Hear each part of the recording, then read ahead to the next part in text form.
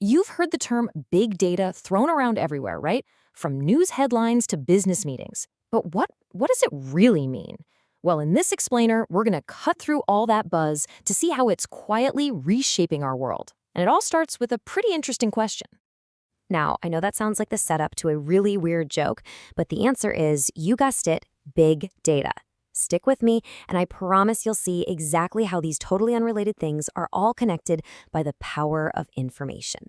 All right, so let's dive in and start with the basics to make sure we've got a solid foundation.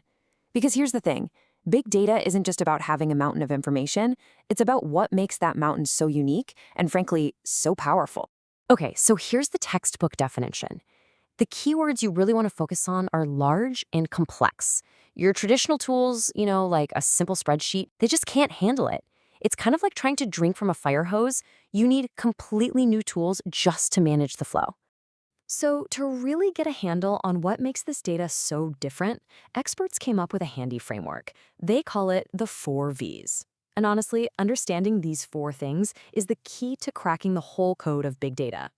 All right, first up is volume. And yeah, this is the one everybody immediately thinks of. We're not just talking about more data. We're talking about a scale of information that is just almost impossible to imagine. Let's try to put that into perspective. The key phrase to get here is low-density, unstructured data. Think of it this way. Traditional data is like a perfectly organized library, right? Well, unstructured data is like a giant, messy pile of every note, conversation, and video clip. Things like your website clicks, sensor readings from a machine, or a live Twitter feed. And the scale? Get this. A single petabyte is enough music to play continuously for over 2,000 years. The real challenge is figuring out how to turn all that noise into a story that makes sense. Okay, so next up, velocity.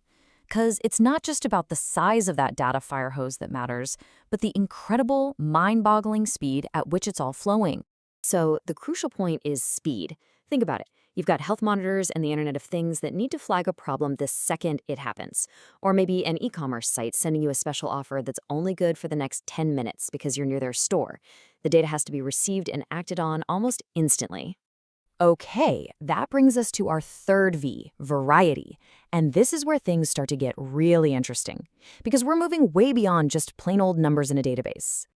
This is a total game changer. We're now analyzing text from emails, audio from customer service calls, even live video feeds. Now, these new data types are a huge challenge to process, but they hold these incredible hidden insights into how we all think and feel. And that brings us to the fourth V, and honestly, this is the one that matters most, value. Because without this one, the other 3 are just a massive, super expensive problem to have. Yeah, this is the whole point, right? Data is just raw material. It's basically worthless on its own. The value comes from us, from our ability to analyze it, to see the patterns, and most importantly, to ask the right questions to unlock all the secrets hidden deep inside. And if you want to see just how big that value can be, get this. According to McKinsey, just applying these big data ideas in U.S. healthcare could save over $300 billion every single year. That's not just some number on a slide. That's a massive, real-world impact on efficiency and on people's lives. All right, so that's the theory. We've got the 4 V's down. Now let's see how this stuff actually plays out in the real world, because this is where it all gets really fascinating. We're going to look at 3 quick case studies. At the 2012 London Olympics, for example, officials were analyzing social media and location data in real time to manage crowds and keep people safe. In healthcare, scientists analyze millions of anonymous health records to predict disease outbreaks before they even happen. And in politics, well, data completely changed the game. Let's zoom in on that last one, the political example. The 2012 U.S. presidential election was really seen as a huge moment for data analytics.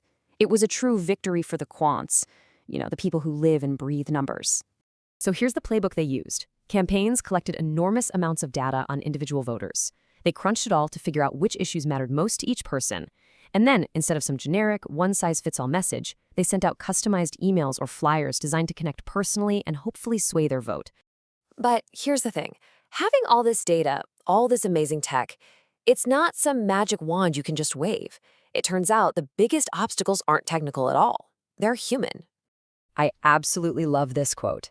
It's from a data scientist who said that so much of his job is just cleaning up messy, incomplete, error-filled data, that he felt less like a scientist and more like a data janitor.